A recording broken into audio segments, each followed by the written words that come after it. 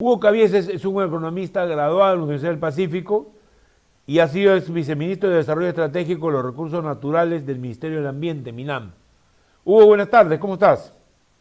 Buenas tardes, Julio. Gracias por la invitación. Estoy a la orden. Bien, Hugo Cabieses ha conocido a Evo Morales y yo quería preguntarle cómo es este líder que ha tenido el acceso a la presidencia en Bolivia en una, dos, hasta tres veces, porque no la elección, y sin embargo hay mucha gente que desconoce la identidad, el carácter que él tiene como líder latinoamericano. Quisiera, por favor, Hugo, que tú nos lo cuentes. ¿Cómo lo conociste y cómo evalúas a Evo Morales como persona? Bueno, yo lo conocí en el año 1991, que fui a Bolivia porque estaba realizando una consultoría para el Programa Mundial de Alimentos y visité varias zonas de Bolivia, una de ellas la zona del Chapare, en donde Evo Morales era uno de el principal dirigente de los agricultores de hoja de coca de esa región de Bolivia. Entonces ahí lo conocí, tengo muy buen concepto de él, yo me precio de ser amigo de él y durante todos estos años he estado en contacto con él varias veces, tanto en Bolivia como acá en el Perú. ¿Y cómo fue el ascenso al poder de Evo Morales? ¿No? Él enfrenta una lucha por el agua que se genera en el Alto y él termina, bueno, del movimiento cocalero tengo entendido que se produce una especie de casi una semi-revolución en Bolivia, ¿no? En la época del presidente Sánchez de Lozada, ¿no? ¿Puedes contar un poquito cómo fue la historia de Evo? Bueno, su historia comienza en el Chapare. Él como dirigente de una de las 6 federaciones de sindicatos de agricultores que siembran coca en esa zona, coca y otros productos, no solamente la hoja de coca. Eso fue principalmente desde el primer gobierno de Sánchez de Lozada, ¿no? Hay que tener en cuenta que Sánchez de Lozada ha sido presidente durante dos periodos. Ya. Y entonces ¿En qué yo año, lo perdón, qué conocí año fue esto, ah? Si fuera tan amable. entre el año 85 y el año 90, no, perdón, yo lo conocí en el año 91 cuando el que gobernaba era Jaime Paz Zamora, Ok. ¿no? Y había una cierta apertura hacia los movimientos sociales en general y en particular hacia el movimiento cocalero. De hecho, algunos de los dirigentes del Chapare eran militantes de el movimiento Bolivia Libre, al cual pertenecía mejor dicho, del movimiento de izquierda revolucionaria al cual pertenecía Jaime Paz. eh, Jaime Paz. Entonces, en esas circunstancias es que yo lo conocí, además yo viví en Bolivia en el año 92 y 93, me fui allá a vivir junto con mi familia, y entonces ahí se selló una amistad en torno a mi labor de asesor técnico del Consejo Andino de Productores de Hoja de Coca, cuyo presidente en esa época y hasta ahora era el que después fue presidente de la República, Evo Morales, ¿no? Uh -huh. Entonces desde ahí nos conocemos y tenemos una amistad y lo he visto en varias oportunidades, nos hemos reunido tanto en Bolivia como acá en el Perú, y esa es la relación que yo tengo con él, es una relación amical, fraternal, ¿no? Él me trata de hermano y yo también lo trato de hermano a él, y esa es la relación que tengo, Bien. ¿no? La pregunta, digamos, que fluye ahorita es, ¿por qué el odio a Evo Morales? ¿Qué ha hecho él de mal que haya que sectores políticos, sobre todo de derecha, que lo ven como un enemigo porque estaría proponiendo una forma de Estado secesionista en el sur del Perú? Porque ha sido repetido últimamente por algunos congresistas, pero por qué hay este inflamado odio contra él? Bueno, yo creo que se ha armado un monigote de una realidad que no es la que formula Evo Morales. Evo Morales desde hace 2 años, 3 años quizás, está planteando la necesidad de crear un espacio de debate, de discusión y eventualmente de acciones entre movimientos sociales y movimientos indígenas, no solo de Bolivia y de Perú, sino de varios países, por supuesto de Argentina también, de Chile, ¿no? Y de otros países en donde hay pueblos indígenas. Está focalizado básicamente en pueblos indígenas quechuas y aymaras, pero se extiende mucho más allá de eso. El año pasado, él quiso realizar una reunión para fundar lo que denomina RUNASUR, es decir, una asociación de pueblos quechuas y aymaras del sur de América y realizarla en el Cusco. Ahí se armó un escándalo, pues. Ahí se armó un escándalo descomunal donde estuvo el congresista Bustamante, que ahora es vicepresidente de la Comisión de Relaciones Exteriores del Congreso, y también la señora María del Carmen Alba, ¿no? Que aparentemente, entre otros, lideran esta oposición a que Evo Morales si quiere entrar al Perú, ¿no? Sí, y digamos, la discrepancia que tienen con él, para no denominarlo odio, se debe a que Evo Morales ha sido un exitoso presidente en Bolivia, con los errores que todos conocemos, ¿no es cierto? Yo nunca estuve de acuerdo con él que haya postulado por tercera vez, pese a que se había llevado a cabo un referéndum que no ganó Evo Morales. Claro. Y además habían otras alternativas allá en Bolivia, ¿no? Claro. Pero en fin, ese es un tema interno de Bolivia en el que yo en general no me he metido. Cuando él me ha preguntado, yo le he dicho, discrepo contigo, creo que tú serías mucho mejor salir por la puerta grande y no insistir en la reelección. Eso trajo como consecuencia, como todos sabemos, ¿no? Este golpe que hubo en el año 2019, en donde fue excluido él del poder, tuvo que asilarse en México primero y en Argentina después, pero el odio que tienen estos sectores conservadores del Perú tiene que ver con eso, ¿no? De que para comenzar, es un quechua hablante, ¿no? De padre quechua y madre aymara, ¿no? Que ha llegado a ser presidente, además con una altísima votación en su momento, y después la mantuvo durante sus 14 años de gobierno. ¿Con cuánto de votación llegó Evo Morales? Porque se oculta esa realidad, ¿no? ¿Con cuánto llegó? ¿Te acuerdas? Sí, me recuerdo claramente, porque yo estaba en Bolivia en ese momento, lo fui a visitar en plena campaña, justamente estaba con el congresista en ese momento, Alberto Quintanilla, de Puno, claro. Y lo fuimos a visitar para presentarle nuestro saludo, en fin, porque los dos éramos amigos de él, ¿no? Y él no estaba seguro, antes de que dieran los resultados, de que iba a ganar con más del 51%. Entonces, conversando con él, yo le dije, bueno, Evo, ¿y cuál va a ser tu situación en el caso de que no ganes con el 51%? Supongo que negociarás con otra fuerza. Y me dijo, no, tú me conoces, yo no voy a negociar con nadie, yo regreso a las calles, ¿no? Y ya está, él ya era diputado en ese momento, claro. Uno de los diputados más ¿Y él gana 51 contra cuánto? ¿Te acuerdas más o menos cuánto obtuvo sus rivales? 53% obtuvo en esa oportunidad. ¿Cuánto, perdón? 53%. Ya, ¿y sus rivales? La diferencia, ¿no? Ya. Habían varios partidos de derecha, ya. ¿no? Okay. Entonces, como habían varios de centro, de derecha, claro, o sea, incluso algunos pequeños partidos de izquierda, claramente minoritarias. Entonces, bueno, si él no sacaba el 51%, iba a tener que negociar con esos partidos para poder ser presidente. Claro. Lo que era una costumbre en Bolivia, ¿no? Negociar. Lo cual quiere decir que Evo Morales tiene un origen popular en la votación en 2 elecciones que ganó, ¿no? Y además su partido vuelve a ganar después del golpe de Estado, ¿no? ¿Con cuánto ganó el señor Arce? Aprox.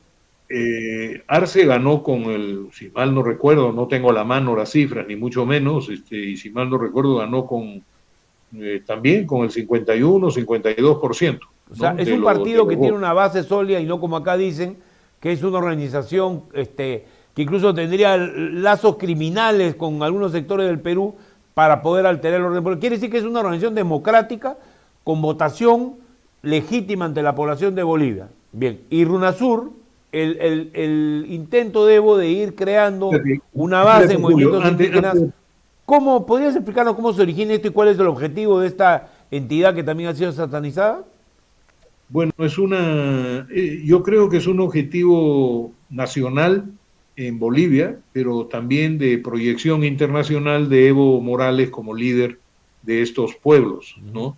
Habiendo sido presidente exitoso durante 14 años. Nadie le puede negar a Evo Morales durante su periodo que siendo ministro de Economía el actual presidente de Bolivia, Luis Arce, nadie le puede negar los éxitos económicos que tuvo durante todo ese periodo Bolivia, y todos pensaban que una vez que se desplomaran los precios de los commodities, sencillamente Bolivia no iba a tener ese desempeño exitoso en economía, y no fue así, tenía un exitoso desempeño. El problema cosa, es que... ¿Qué índices hay? Por ejemplo, Bolivia es un país que no tiene prácticamente inflación, ¿no? Sí tiene un poco de inflación, sí, ¿no? A consecuencia de todo lo que conocemos a nivel internacional, ¿no? Claro.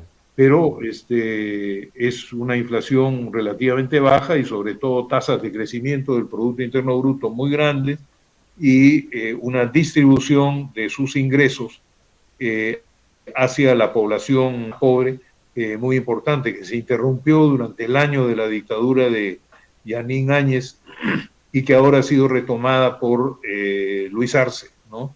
Entonces ha sido un gobierno exitoso durante Evo Morales y es en ese momento un gobierno exitoso con Luis Arce, ¿no? Esto a la derecha latinoamericana le da rabia, pues, ¿no? Que un gobierno izquierdista, de un gobierno de un indio, ¿no es cierto?, tenga los éxitos que tiene desde el punto de vista económico y desde el punto de vista social también, aunque políticamente hay algunos problemas en Bolivia en este momento, ¿no? Hay un artículo que yo escribí hace algún tiempo donde vinculé el tema del litio y de la posibilidad de que hubiera una alianza de litio y cobre en esta parte de América, a raíz de que estos son dos elementos críticos, estratégicos para todo lo que se puede hacer en adelante con relación a la tecnología, ¿no? Entonces, ¿no hay detrás de esto también un trasfondo, no digo directamente los sucesos de Perú, pero sí en general un escenario geopolítico donde a mí me preocupó mucho lo que dijo una señora que se aparece ahí en Fonda y que es la general en jefe del Comando Sur de Estados Unidos, que dijo... Sí, la señora Richardson. Así es, y que ella dijo de que no le gustaba mucho a Estados Unidos la presencia de Rusia y China en esta parte del mundo, y además creían de que debía de haber un acuerdo respecto al litio y al cobre, no, al cobre no, pero a los recursos naturales, dijo en general, que pudiera comprometer a Estados Unidos con los países de esta área del mundo. ¿Hay algún trasfondo acá de ese tipo? La lucha China-Estados Unidos. Hay un trasfondo geopolítico, no solo en relación con el litio, sino también en relación con otros recursos naturales, con la Amazonía en particular, y también con el cobre y algunos minerales, ¿no? Claro. Tanto en relación con el Perú como en relación con Bolivia, ¿no? Bolivia tiene unos yacimientos de litio muy, muy importantes, creo que es el segundo o tercer país con mayor cantidad de litio, y el litio es un elemento importantísimo en el momento actual a nivel internacional. Ahora, Chile también tiene litio, ¿no? Y Argentina, ¿no? También tiene litio, ¿no? Y de paso te digo que también México, ¿no? Así es, México también, y dicho sea de paso, el Perú también, ¿no? Así es. Aunque acá no lo quieren revelar porque dice que va a haber una invasión inmediata de los mineros ilegales, ¿no?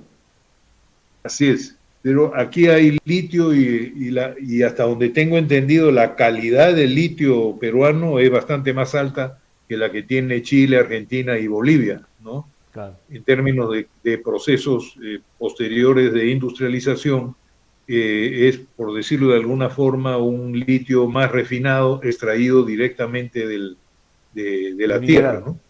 Hay un artículo muy interesante que escribió en Caretas hace como unos 2 meses el embajador peruano en España, que al parecer conoce el tema porque además ha sido también Embajador embajador en en Bolivia. Bolivia. Claro, Sí, ha Maurtua. sido embajador en Bolivia, que es el embajador Maurtua, ¿no? Y Claro, que fue canciller nuestro. claro. Y ahí señala la importancia del litio y la importancia de llegar a alianzas con Bolivia, Argentina, Chile, etcétera, para la explotación del litio, ¿no? De Mira, hay un detalle manera, interesante, ¿no? Cuando hablas también de la Alianza del Cobre, que la dijo Boric, ¿no? Cuando recién llegó al poder, resulta que México, no hay que olvidar que es el dueño de los yacimientos, sus empresas privadas son dueños de los yacimientos en Perú, ¿no? Y así que este es es, un tema de gran interés. O sea, quiere decir que aquí habría lazos muy importantes, porque algunos de estos gobiernos de izquierda están vinculados por este lado de los minerales, pero además con la llegada de Lula a Brasil, evidentemente la Amazonía, que algunos quieren volver un patrimonio de la humanidad, pero en realidad es propiedad de los países de esta área del mundo, además de patrimonio de la humanidad, pues ahí se desata también otro nudo muy importante, ¿no? Que es la vinculación con la Amazonía de buena parte de los países, incluido Bolivia, Perú y otros que tienen ese acceso, ¿no?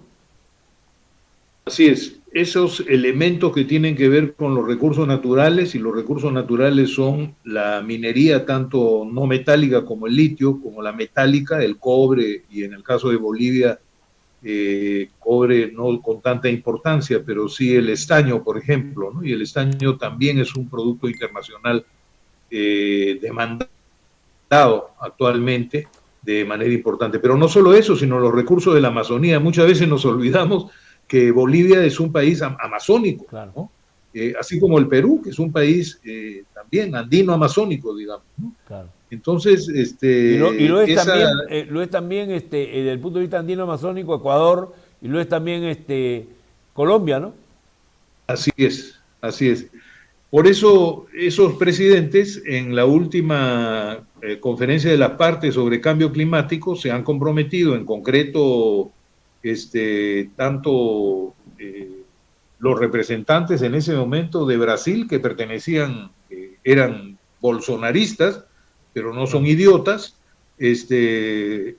la necesidad de tener una reunión de diferentes países para la defensa de la Amazonía y de los claro. recursos de la Amazonía, ¿no? Ahora Hugo, con la sí. asunción de Lula, con mayor razón, ¿no? De tratar de proteger esos enormes recursos. Proteger no quiere decir no tocarlos, sino, Claro. digamos, manejarlos sosteniblemente. De eso se trata. Y en ese esfuerzo está Bolivia, el Perú debería estarlo, ¿no? En parte lo está, pero solo en parte, ¿no? Y por supuesto Ecuador, Colombia y Venezuela, ¿no? Un último comentario, Hugo, que me parece muy importante, que es lo que está pasando con la política exterior peruana. Resulta que se nombra canciller del Perú a una persona que vino con Mackey, que es un conocido elemento de la derecha fujimorista, vinculado a todo lo que tú puedes decir respecto a lo que la derecha piensa que hay que hacer en América Latina. Y esta canciller está quebrando relaciones del Perú de muchos años con países amigos. Particularmente da la impresión que está librando aquí una batalla ideológica respaldada entusiastamente por la comisión del Congreso que preside María del Carmen Alba y el señor Bustamante. Ambos son aparentemente la gente a la que se le consulta muchas de las decisiones de gobierno. Estamos en medio de un caos y una situación muy difícil del Perú, pero esta parte de las relaciones internacionales llama la atención porque la Cancillería, por ejemplo, ha cometido el error estúpido, absurdo, de eliminar el derecho de que lleguen al Perú algunos ciudadanos bolivianos, como si se tratara esto de impedir que entre la gente Putin a Estados Unidos, ¿no? O sea, tiene una mentalidad, hay una mentalidad y unos reflejos muy peligrosos para América Latina.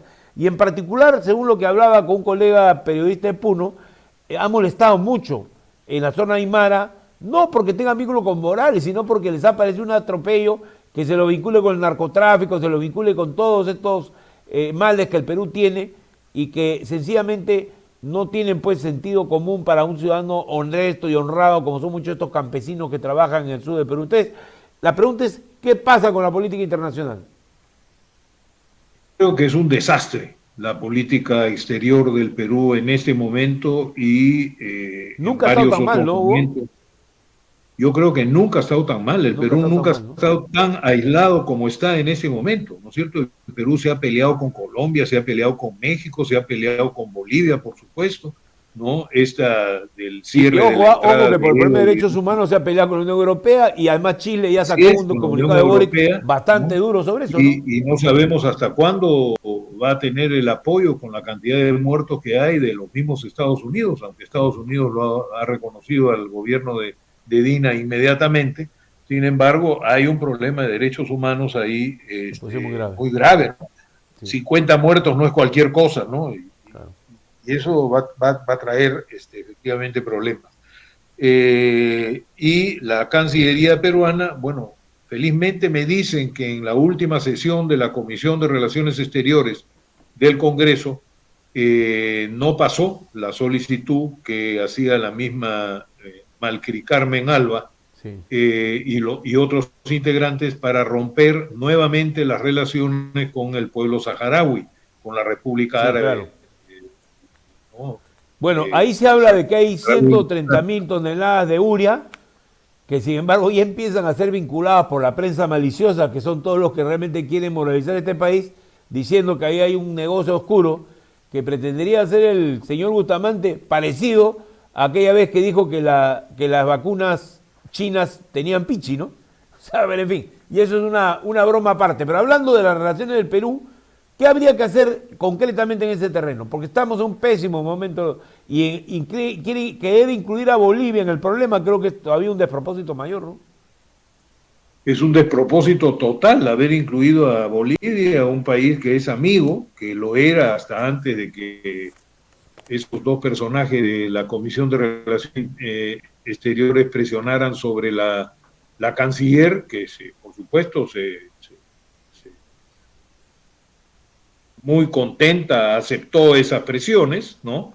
Y el que está manejando la política exterior, bueno, como tú sabes y sabe todo el mundo en este momento, es Rodríguez Mackey, ¿no? Que ha sido el canciller más nefasto que hemos tenido en buena parte de la historia de nuestras relaciones exteriores. Así es. Y no solo por el asunto de los saharauis, lo del asunto de los saharauis y la eliminación de las relaciones con ellos es uno de los temas, pero el otro, por ejemplo, esta absurda oposición y manejar en el Congreso que se opongan a la firma del Tratado de Escazú, es uno de Así los es. temas muy, muy graves. El otro es la apurada firma de la Convención del Mar.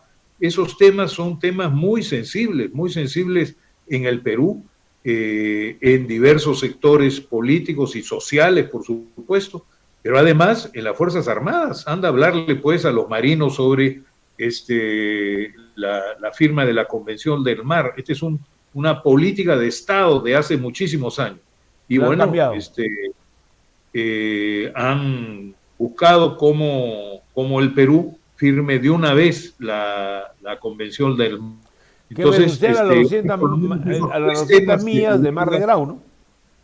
claro, y entonces hay por lo menos esos tres temas que se suman a una política exterior de pelearse con una serie de países que son Mira, por ejemplo, el grandes, caso de México, ¿no? México que maneja 70% del pelearse con comercio de México, América por ejemplo, Latina es hacia el Asia, realmente impresionante. además del suicidio que significa no participar en la presidencia de la Asociación del Pacífico, ¿no? Y además Así es, resulta que así los es, mexicanos son dueños de Toquepala, o sea, de Sado en Perú, así la es, principal empresa a cumplirse así en el es, Perú. Realmente es tremendamente insensato lo que está pasando, ¿no? es de una torpeza enorme, así Claro. es. Bueno, Hugo, te agradezco muchísimo la entrevista, tu gentileza por habernos contado también algunas cosas, algunos detalles de lo que ha sido conocer Evo Morales. Y bueno, dejas un poco en claro realmente la verdad sobre lo que está pasando y cómo hay intereses que se están moviendo en un sentido de condenar a un líder de talla continental y reconocido en toda la tierra, que es el Aymara Evo Morales, el quechua Evo Morales, el hombre que se atrevió a decir que los indígenas pueden compartir el poder o ser realmente dueños del poder en un país como Bolivia. Un abrazo, muchas gracias. Además el hombre Sí, digamos, eh, se atrevió a claro. decirle a la DEA que se vaya del país, a USAID que se vaya del país, a la oficina de la que se vaya del país. y el resultado de decirle a la DEA que se vaya ha sido que Bolivia tiene buenos indicadores respecto a la lucha contra el tráfico ilícito de drogas. No quiere decir que no haya estos delitos en Bolivia, por supuesto que los hay, como hay la minería informal y como hay la deforestación, claro, y este otro delito, ¿no? Okay. Pero esa es un poco la situación. Más bien te agradezco a ti, Julio, por haberme invitado y en cualquier otra oportunidad encantado. ¿Ya? Ok. Muchísimas gracias, Hugo. Muy amable. Amigos, con ustedes vuelvo en la siguiente edición del Sin Floro.